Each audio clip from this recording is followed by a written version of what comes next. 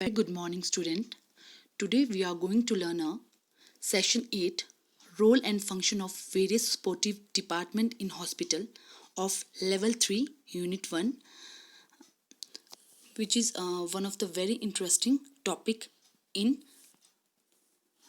our healthcare delivery system in level 3. So sportive departments in a hospital. Before starting the specific sportive department in a hospital, I just want to share a one example for you. जैसे कि बेटा आपको पता होगा या हम I take my example कि जब मैं छोटी थी तो आई थिंक अगर मेरे दिमाग में हॉस्पिटल की बात आती थी तो मुझे लगता था hospital is run by just एक डॉक्टर और नर्सिस। हॉस्पिटल में सिर्फ डॉक्टर और नर्सिस होती हैं। और शायद आप में से भी काफ़ी लोग जो विज़िट नहीं किए होंगे या जिन्हें पता नहीं होगा तो उनके दिमाग में यही चीज़ होती है। But I want to give an example to you. जैसे कि बेटा आप स्कूल में पढ़ते हैं, आपने स्कूल में देखा होगा, स्कूल में भी अलग अलग डिपार्टमेंट्स रहते हैं, अलग अलग रूम्स रहते हैं, अलग अलग कंपार्टमेंट्स रहते हैं। जैसे कि क्लासरूम है, प्रिंसिपल सर का ऑफिस है, लैब है, आपकी बायो लैब है, केमिस्ट्री लैब है, आईसीटी लैब रहती है, स्पोर्ट्स रूम रहता है, ग्राउंड रहता है। तो अलग अलग एरिया रहते हैं जैसे स्कूल में। और आपने देखा होगा क्लरिकल स्टाफ जहाँ बैठता है, एडमिनिस्ट्रेटिव ब्लॉक उसको बोलते हैं, तो वो भी होता है वो भी होता है स्कूल में, और ऑडिटोरियम भी होता है। तो आपकी जो इंटरेक्शन रहती है वो टीचर के साथ रहती है, क्योंकि टीचर आपको टीच करवाता है। और अगर उससे ज़्यादा लें तो प्रिंसिपल सर के साथ इंटरेक्शन ज़्यादा रहती है। पर आपने देखा होगा चाहे टीचिंग स्टाफ है चाहे नॉन टीचिंग स्टाफ है, उनका भी बहुत महत्वपूर्ण भूमिका रहती है आपके कार्यकाल में स्टूडेंट के लिए एक स्कूल के सेटअप में और एक एजुकेशनल सेटअप में। तो उसी तरह क्या होता है बेटा, जो अस्पताल रहता है, जो हॉस्पिटल होता है, वहाँ भी जो ये स्पोर्टिव डिपार्टमेंट्स होते हैं, वो उनकी जो सर्विसेज रहती है वो डायरेक्टली पेशेंट के साथ नहीं होती, but they are very important departments in hospital. वो बहुत इनडायरेक्ट वे से पेशेंट के मेंटेनेंस में बहुत ज़्यादा महत्वपूर्ण भूमिका निभाते हैं। तो आइए चलो एक एक करके ये पढ़ते हैं। फर्स्ट हम लेंगे central sterilization unit. This department is in charge of keeping all the instrument used in the hospital clean and sterilized to avoid spreading of infection throughout the hospital. They follow a strict procedure for sterilizing medical and surgical instrument. बच्चे जो ये department रहता है, central sterilization unit जो department रहता है, वो एक बहुत ही महत्वपूर्ण भूमिका निभाता है। जितने भी इंस्ट्रूमेंट रहते हैं, जो भी औजार रहते हैं, जो पेशेंट के प्रोसीजर में काम आते हैं, चाहे वो मेडिकल प्रोसीजर है, चाहे वो सर्जिकल प्रोसीजर है, चाहे उसकी कोई सर्जरी हो रही है या फिर कोई ड्रेसिंग हो रही है या फिर कोई असेसमेंट कर रहा है डॉक्टर, जो भी इंस्ट्रूमेंट यूज़ में आते हैं उसकी स्टरलाइजेशन, उसकी सफाई का ध्यान, उसको जीवाणु कीटाणु से मुक्त रखने का जो भी पूरा इंचार्ज है, जो भी पूरा रिस्पॉन्सिबिलिटी है, that is taken by this unit, central sterilization unit, या that is taken by this department. ये डिपार्टमेंट उस पूरी जिम्मेदारी को अस्पताल में निभाता है। सेकंड लेंगे बेटा हम housekeeping. This department is in charge of keeping the hospital clean and neat. It involves doing the laundry and cleaning all the rooms of the hospital and effectively disposing of medical waste according to strict hospital disposable procedure. तो देखेंगे बेटा आप, जो housekeeping department है वो भी एक बहुत ही इम्पॉर्टेंट डिपार्टमेंट है, जिसका रोल और फंक्शन क्या रहता है कि हॉस्पिटल को नीट एंड क्लीन रखना, और जो भी वेस्ट रहता है, चाहे वो जो भी वेस्ट रहता है जब पेशेंट पे प्रोसीजर कर रहे हैं, या पेशेंट ऑपरेट हो रहा है, या पेशेंट का एग्जामिनेशन हो रहा है, जो भी प्रोसीजर कर रहे हैं, जो भी biomedical waste BMW biomedical waste से अभिप्राय रहेगा कि जो भी वेस्ट जनरेट होता है while you are doing any procedure with the patient, है ना, while you are handling the patient, जब भी आप पेशेंट के साथ हैंडल कर रहे हैं या कोई नर्सिस कोई भी हेल्थ केयर वर्कर पेशेंट के साथ हैंडल कर रहा है, चाहे वो डॉक्टर है, चाहे वो नर्सिस है, चाहे वो GD है, चाहे वो पेशेंट केयर असिस्टेंट है, जो भी उन दौरान जो भी वेस्ट जनरेट होता है उसे कहते हैं बायोमेडिकल वेस्ट।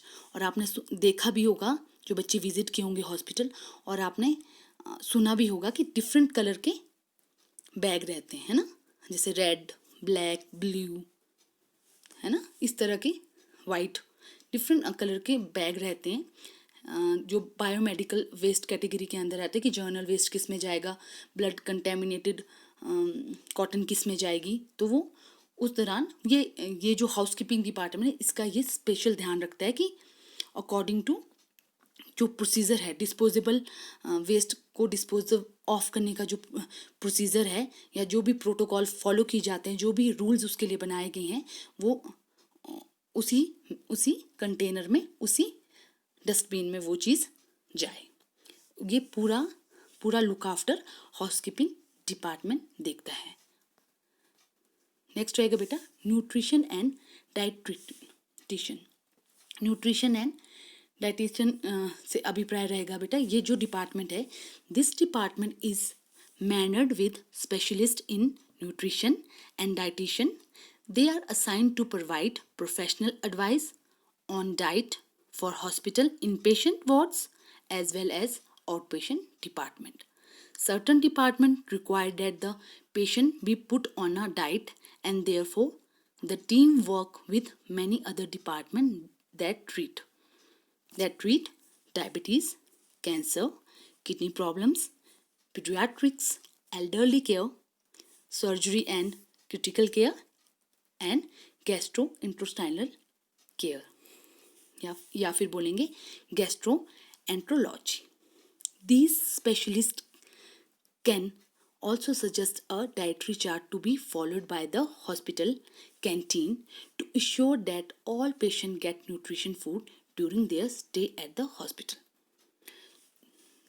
न्यूट्रिशन और जो डाइटिशियन की है सर, जो बच्चे इस डिपार्टमेंट का बहुत ही इम्पॉर्टेंट रोल है पेशेंट की केयर में, क्योंकि आपको पता है कि अगर खाना पीना अच्छा रहेगा पेशेंट का तो that effect the patient health status को बहुत ज़्यादा इफेक्ट करता है पेशेंट का खान पीन।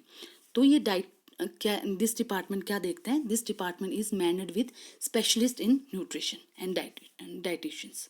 इसमें स्पेशलाइज्ड न्यूट्रिशन और डाइटिशियंस होते हैं जो फॉलो करते हैं पेशेंट की डाइट को। इन पेशेंट जो पेशेंट एडमिट है उसको तो फॉलो करते ही हैं उनकी डाइट को, जो भी उनको डाइट प्रिस्क्राइब की जाती है डॉक्टर के द्वारा, फिजिशियन के द्वारा, जो भी उनको डाइट दी जाती है according to their disease condition, उनकी बीमारी के हिसाब से जो भी उनको डाइट दी गई है उसको तो वो लुक आफ्टर करते ही करते हैं। साथ में इन पेशेंट को तो देखते ही हैं, साथ में वो आउट पेशेंट डिपार्टमेंट भी देखते हैं। जो OPDs में अगर कोई पेशेंट आता है या आउट पेशेंट डिपार्टमेंट में कोई पेशेंट आता है तो अगर डॉक्टर उसको प्रिस्क्राइब करता है कि आई सजेस्ट यू कि you just take a suggestion of dietitian, तो वो ये डिपार्टमेंट है जो इस डिपार्टमेंट में डाइटिशियन है या फिर जो भी डाइट पैटर्न दिया जाता है according to their disease condition, वो इसका ये डिपार्टमेंट में जो भी डाइटिशियंस हैं इस डिपार्टमेंट के द्वारा बहुत ही इम्पॉर्टेंट रोल भूमिका निभाई जाती है बेटा उसमें। Certain department require the patient to be put in diet.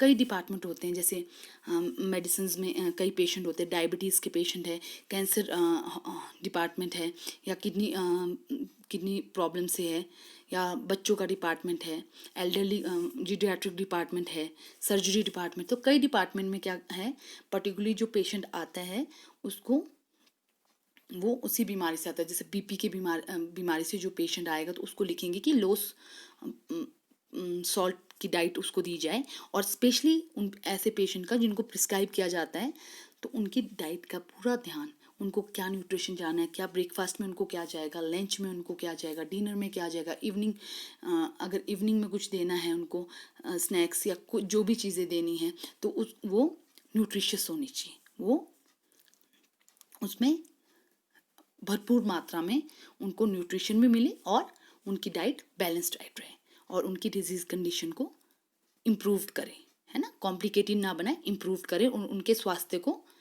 Improve करें। और these specialist can also suggest a dietary chart. जो इस डिपार्टमेंट डाइटिशियन होते हैं, समटाइम जो डॉक्टर्स होते हैं, फिजिशियन होते हैं, दे रिकमेंड द पेशेंट, वो पेशेंट को रिकमेंड करते हैं कि आप जो डाइटिशियन है, हमारे यहाँ पे डाइटिशियन है, आप प्लीज़ उनसे रिकमेंडेशन लिए, वो आपको एक प्रॉपर चार्ट बताएंगे कि आपको क्या खाना चाहिए और क्या नहीं। और ये जो हमारी हॉस्पिटल कैंटीन रहती है, हॉस्पिटल में कैंटीन जो रहती है उसको भी क्या करते हैं, मॉनिटर करते हैं। These specialists can also suggest a dietary chart to be followed by the hospital canteen to ensure that all patients get nutritious food during their stay at hospital. जब तक वो हॉस्पिटल में है तब तक वो एक न्यूट्रिशन डाइट, एक पौष्टिक आहार उनको मिले ताकि उनके स्वास्थ्य में इम्प्रूवमेंट होती रहे दिन प्रतिदिन जब तक वो हॉस्पिटल में स्टे हैं। और जो आउट पेशेंट है, after their discharge they suggest the diet, proper diet chart उनको दिया जाता है कि अगर आपको छुट्टी हो जाती है आपकी, हम नहीं भी देख रहे पर घर में आप ये डाइट फॉलो करेंगे। तो this is also a very important supportive department in a hospital. तो अगला पढ़ेंगे बेटा हम pharmacy. Every hospital must be equipped with a pharmacy which provide drugs for the entire hospital. It not only provides medication for the patient but also provides other drugs and instrument used by all the department in the hospital for patient care or surgeries.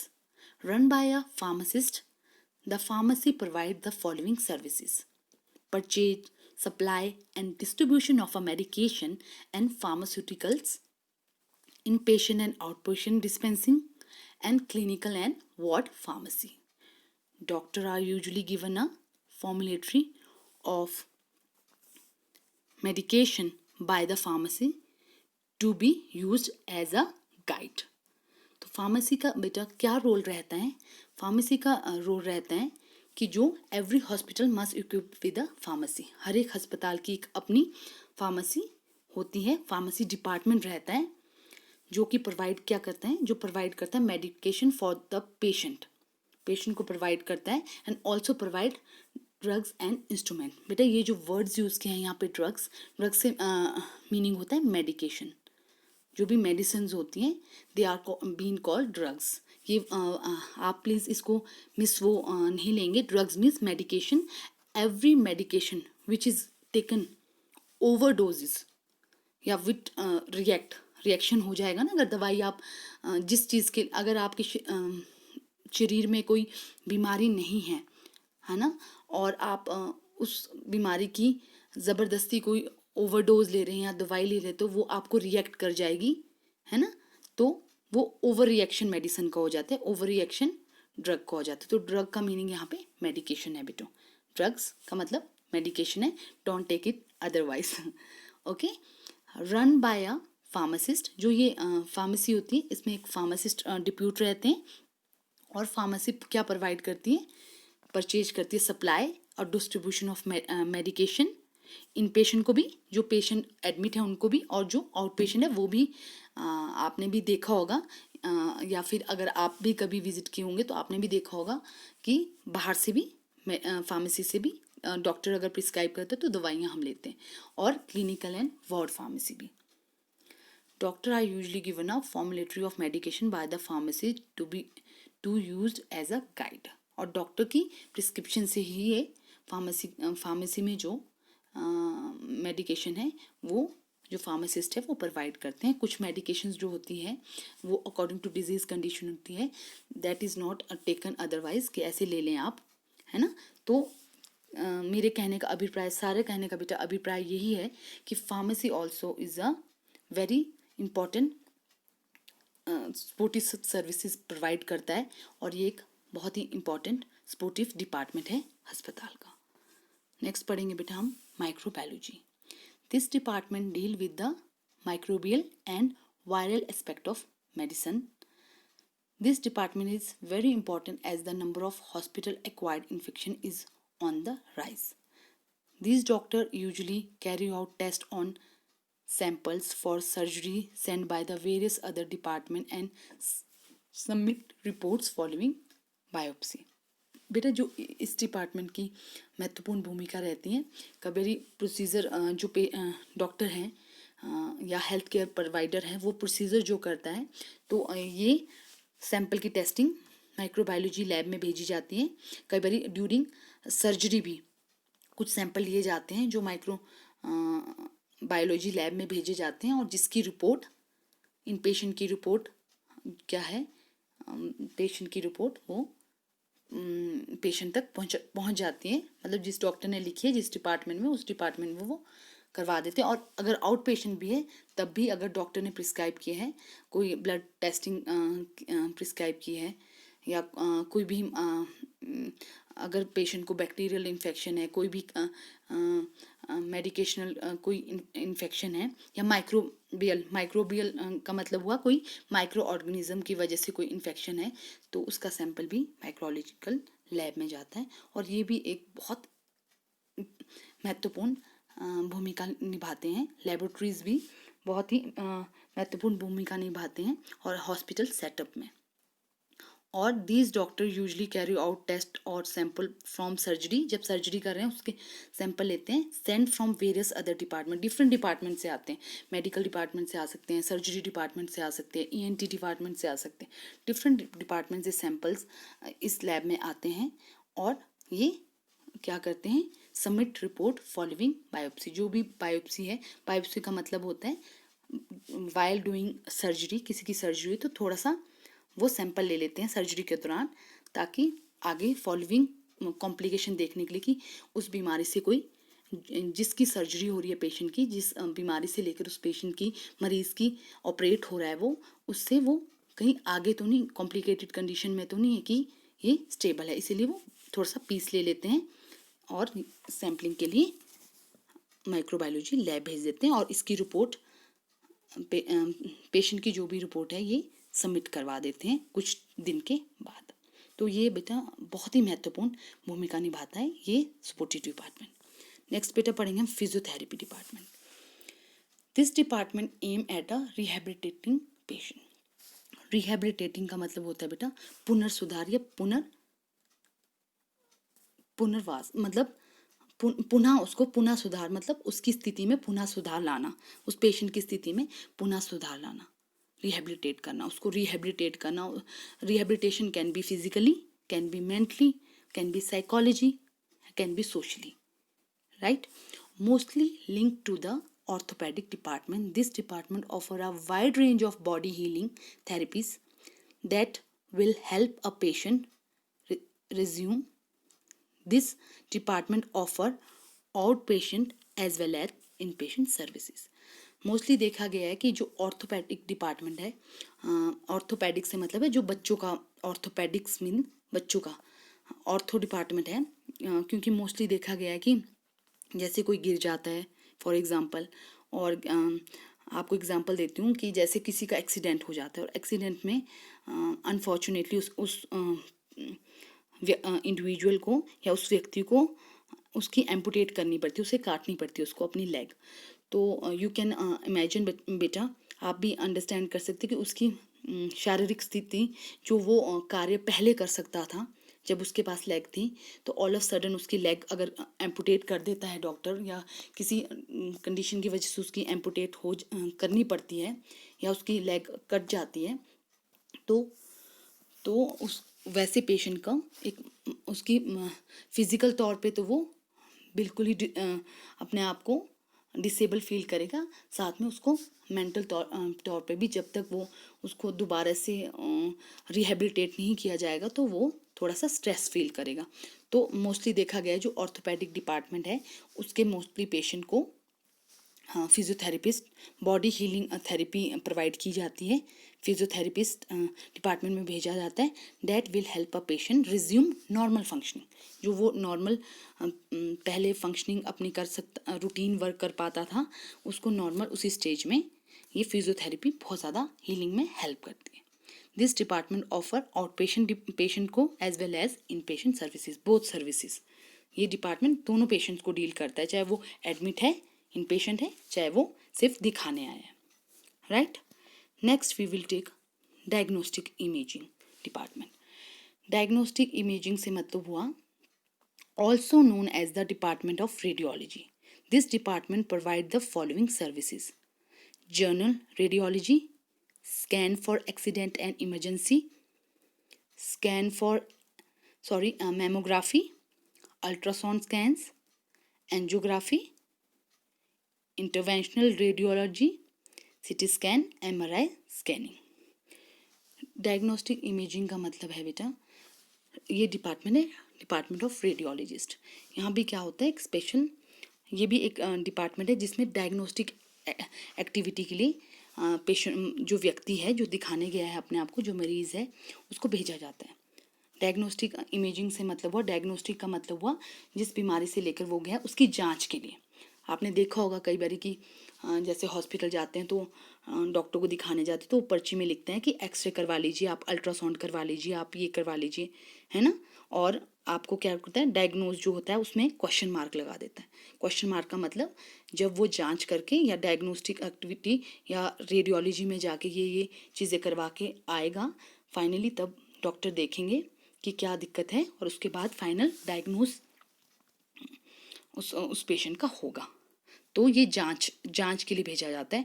तो ये बेटा department क्या है, radiology department है, जिसमें radiology department है जिसमें क्या किया जाता है, जर्नल रेडियोलॉजी मतलब x-ray, scan for accident and emergency के लिए भी स्कैनिंग होती है, मेमोग्राफी होती है बेटा, मेमोग्राफी होती है ये मोस्टली कैंसर हॉस्पिटल में की जाती है मेमोग्राफी, है ना। ब्रेस्ट स्कैन वगैरह होती है जिसमें जो फीमेल्स होती है उनकी ब्रेस्ट की स्कैनिंग की जाती है फॉर एग्जामिनेशन ऑफ कोई कैंसरस सेल तो नहीं है, इसके लिए अल्ट्रासाउंड स्कैनिंग होती है, एंजियोग्राफी होती है ना।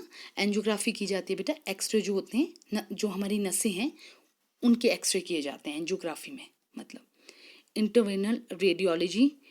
इंटरवेंशनल रेडियोलॉजी क्या होगी, इंटरवेंशनल रेडियोलॉजी में क्या होता है बेटा, इंटरवेंशन रेडियोलॉजी में क्या होगा, minimal invasive procedure. Invasive procedure से मतलब है ऐसे प्रोसीजर परफॉर्म किए जाते हैं जिसमें कोई इंस्ट्रूमेंट, जैसे आपने अगर सुना होगा एंडोस्कोपी होती है जैसे, तो उसमें एंडोस्कोपी में भी क्या करते हैं बेटा, एक हल्की सी जो ट्यूबिंग होती है वो थ्रॉट के थ्रू अंदर डालते हैं। तो मतलब इंस्ट्रूमेंट अंदर जा रहा है, कोई भी इंस्ट्रूमेंट हो सकता है, कई बार किसी प्रोसीजर में कोई वायर भी अंदर इंसर्ट करनी पड़ सकती है, तो उन प्रोसीजर्स को इन्वेसिव प्रोसीजर्स बोलते हैं ना। तो इन्वेसिव प्रोसीजर मतलब while inserting instrument in your body, है ना, बॉडी में इंस्ट्रूमेंट इंसर्ट करने के साथ आपकी रेडियोलॉजी में एक्सरे लेंगे ताकि वो शो हो जाए कि कहाँ पे पर्टिकुलरली वो डिफेक्ट है। और कार्डियोलॉजी में भी जो कार्डियोलॉजी डिपार्टमेंट होता है, हार्ट का डिपार्टमेंट होता है, वहाँ भी बेटा कई बारी इन्वेसिव प्रोसीजर्स का यूज़ होता है। सीटी स्कैन आपने सुना होगा, है ना, और एमआरआई स्कैनिंग भी सुनी होगी आपने, है ना। तो ये थोड़े से एग्जांपल्स दिए हैं मैंने आपको कि जो डायग्नोस्टिक इमेजिंग जहाँ रेडियोलॉजी डिपार्टमेंट में होता है। Patient are sent to this department for the above mention services as other department do not have the required device. Patient जो ये सर्विसेज मैंने आपको मेंशन की बेटा ऊपर, इन सर्विसेज के लिए, क्योंकि बाकी डिपार्टमेंट में ये सर्विसेज नहीं मिलती, तो डिपार्टमेंट ऑफ रेडियोलॉजी में ही अगर डॉक्टर एक्सरे लिखता है या फिर अल्ट्रासाउंड लिखता है तो हमें रेडियोलॉजी डिपार्टमेंट में ही जाना पड़ता है ना। तो क्योंकि रेडियोलॉजी वहाँ जो इंस्ट्रूमेंट्स होते हैं, जो मशीनरी होती हैं, वो दूसरे डिपार्टमेंट में नहीं मिलती है। तो this is also a important supportive department of a hospital. After the services is provided, report will be given about the imaging, and that report will have to be handed over to the department from which the imaging was requested.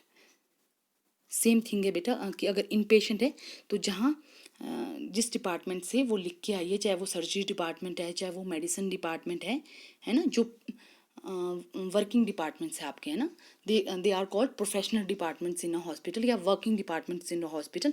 जहाँ से भी वो जहाँ जिस patient जिस department में admit होगा, जहाँ से भी वो उसको लिखा गया होगा डॉक्टर के द्वारा कि वहाँ जाके जांच करा जाए, रिपोर्ट वहीं इन पेशेंट की उसी डिपार्टमेंट में सबमिट करवा देते हैं आफ्टर जब रिजल्ट आ जाता है। नेक्स्ट हम पढ़ेंगे बेटा administration. Administration. This department is in charge of looking after day-to-day operation of a hospital. Administration department का क्या कार्य रहता है बेटा? ये इसका कार्य रहता है इस डिपार्टमेंट का कि वो लुक आफ्टर करता है, वो सुपरविजन करता है कि कितने हॉस्पिटल में ऑपरेशन हुए, आज के डे में कितने ऑपरेशन हुए और कितने ऑपरेशन सक्सेस हुआ, वो एडमिनिस्ट्रेटिव करता है, वो सुपरविजन करता है। They look after all the paper work of the hospital and ensure that every department follow administrative procedure of the hospital. और क्या इंश्योर करता है, क्या कंफर्मेशन लेता है कि जो अस्पताल है वो अकॉर्डिंग टू सारा जो पेपर वर्क कर रहा है, अकॉर्डिंग टू एडमिनिस्ट्रेटिव डिपार्टमेंट जो भी प्रोसीजर्स फॉलो करने चाहिए वो उस प्रोसीजर के द्वारा फॉलो कर रहे हैं कि नहीं। इधर ही और she are the health worker और चाहे पेशेंट, दोनों को ये लुक आफ्टर करता है, पर mostly it sees the employees, है ना, जो हेल्थ केयर वर्कर हैं उनकी एक्टिविटीज़ को मॉनिटर करता है कि पेपर वर्क हो रहा है कि नहीं। Next we will take medical record department. Medical record department बेटा एडमिनिस्ट्रेटिव डिपार्टमेंट में ही आता है। This department deal with recording and maintaining all the record files of inpatient as well as outpatient. It is with these records that medical satisfies can be formulated and it serve as a reference of future purpose. इस department medical records जो department रहता है बेटा, ये जो hospital में supportive department है, इसकी ये क्या फंक्शन परफॉर्म करता है? इसका कार्य है बेटा recording and maintaining all the records and file of in patient, जो एडमिट है पेशेंट उसकी भी, और जो सिर्फ दिखा के आउट पेशेंट है, ओपीडी में आया है, उस पेशेंट का भी रिकॉर्ड पूरा मेडिकल रिकॉर्ड में रहता है। और क्या करता है? Medical satisfy can be formulate and it serve as a reference for future purpose, है ना। It is with the record रहता है, और जब भी अगर फ्यूचर पर्पस में कभी भी अगर वो पेशेंट दोबारा से आता है उसी बीमारी को लेकर या उसको अपना रिकॉर्ड चाहिए होता है, तो that record is with hospital medical record में वो होता है। नेक्स्ट लेंगे बेटा हम medical maintenance and engineering department. This department make sure that hospital is operating condition. Medical maintenance से मतलब, और इंजीनियरिंग से आप बेटा समझ गए होंगे, इंजीनियरिंग मतलब this department make sure that all electrical facility are in perfect condition, carry out repair and replacement, work for air conditioning units, pumping, steel works, and journal takes care of overall maintenance of the hospital. It makes plan and carry out various projects for the hospital. जो बेटा medical maintenance और engineering department है, ये sure करता है कि जो भी गतिविधि, जो भी कार्य अस्पताल में हो रहा है रिगार्डिंग इलेक्ट्रिसिटी फैसिलिटी हो जाए, चाहे वो प्लान जो भी प्लान मेडिकल प्लान्स बनाए गए हैं, जो भी प्रोटोकॉल फॉलो करना चाहिए, वो दैट इज़ ऑपरेटिवली कंडीशन में है वो, and that project for the hospital is carrying out well और नॉट। ठीक है, वो अच्छे से कार्य कर रहे हैं कि नहीं, ये श्योर करता है ये डिपार्टमेंट। नेक्स्ट लेंगे बेटा information technology and communication, ITC. ITC is a very important department, supportive department in nowadays especially, and all hospital today use computer to keep track of patient record and other medical relative affairs. Therefore, this department is in charge of providing technical support as when needed and keep the system updated and provide support when system crash. They also aim to provide effective online services for patient and help to keep entire hospital information of certain event that take place within the hospital. आपको पता है बेटा कि जो computers हैं, ICT से मतलब है जो कंप्यूटर है, दैट मेक आवर वर्कलोड जो रहते हैं वो बड़ा कंसाइज कर देता है, बड़ा इजी कर देता है। तो और अस्पताल में बहुत ही इम्पोर्टेंट भूमिका रहती है इसकी, जिसमें पेशेंट रिकॉर्ड और ऑल जो अदर मेडिकल रिलेटेड अफेयर्स जो भी रिकॉर्ड्स होते हैं वो इजीली इसमें फीडिंग होती है कि पेशेंट कब आया था, कौन से टेस्ट करवाए हैं, और इजीली उसका रिकॉर्ड रहता है और अपडेशन भी रहती है उसकी, अपडेशन भी रहती है। और ये जो डिपार्टमेंट है उसे वो online services for the patient, online services to the patient provide करता है, help to keep the entire hospital in form of certain event. जो भी कोई अपडेशन है, ऑनलाइन अपडेशन है, कोई स्वास्थ्य सुविधाएं में कोई ऑनलाइन अपडेशन है, कोई इफ़ेक्टिव चीज़ आई है या ऑनलाइन के द्वारा या कंप्यूटर के द्वारा उसकी अपडेशन ज़्यादा इजी से हो सकती है, तो उसका पूरा responsibility information technology and communication supportive department perform करता है और रिस्पॉन्सिबल है। नेक्स्ट हम लेंगे बेटा human resources. This department is given the objective of recruiting efficient human resource for the hospital. It also has the duty of certain policies and procedure that the staff have to follow in the hospital. It aims to ensure employee satisfaction, good working condition, and provision of monetary and non-monetary benefit for the employee. It is also responsible for providing compensation for their services rendering by the employer. जो human resource department है बेटा, उसका main objective क्या रहता है या main motive क्या है कि जो ह्यूमन रिसोर्सेज हैं, जो हॉस्पिटल के एम्प्लॉय है, जो वो कार्य कर रहे हैं और जो भी उनको सेटिस्फेक्शन हो उस कार्य को करके, और उनको क्या की जाए, उनकी कार्य की मॉनिटरिंग भी करता है। और साथ में ऐसा ना हो कि किसी एक को ज़्यादा बर्डन रहे, किसी एक को कम रहे। ये पूरा जो मैनेजमेंट है वो ह्यूमन रिसोर्स देखता है और इंश्योर करता है employ satisfaction and good working condition and provision of a monitoring and non monitoring benefits for the employees. दोनों का प्रोविजन रहता है, monetary and non monitoring benefit for the employees को मिले, बेनिफिट रहे और इजीली स्मूथली काम हॉस्पिटल का चलता रहे। और इंश्योर करता है कि it also has the duty of certain policies and procedure that the staff have to follow. और जो भी एम्प्लॉयज़ हैं, जो भी हेल्थ केयर प्रोवाइडर है, हेल्थ केयर वर्कर्स हैं, वो इंश्योर करता है ये डिपार्टमेंट कि वो पॉलिसीज़ और प्रोसीजर प्रोटोकॉल्स फॉलो कर रहे हैं जो भी हेल्थ केयर सेटअप में उन्हें फॉलो करने चाहिए। It also responsible for providing comprehension for the services rendered by the employ. Next रहेगा बेटा हमारा finance. It is and last and also very important supportive department of a hospital. This department looks after the financial aspect of the hospital. They make budget, financial plan for the future, and allotted financial resources to the various department of the hospital for their upgradation. They also provide wage statement for the staff and oversee purchase of medical supplies and pharmaceuticals for the hospital. Finance department जो बेटा रहता है वो क्या करते हैं, that look after the financially, कि क्या हमारा बजट है ना, ईयर पूरे साल का बजट देखते हैं कि क्या बजट है, किस डिपार्टमेंट को कितना पैसा जाना है और किस डिपार्टमेंट के अंदर कितना पैसा आया है, कुछ नई पॉलिसीज़ आई हैं या नए प्रोग्राम्स आए हैं हमारे हेल्थ केयर सेटअप में, तो कितना फाइनेंशली हम उसके लिए अफोर्ड कर सकते हैं, कितना लगाना है, कोई इंस्ट्रूमेंट नया लाना है तो कितना लाना है, या कितना उसमें हम इन्वेस्ट कर सकते हैं।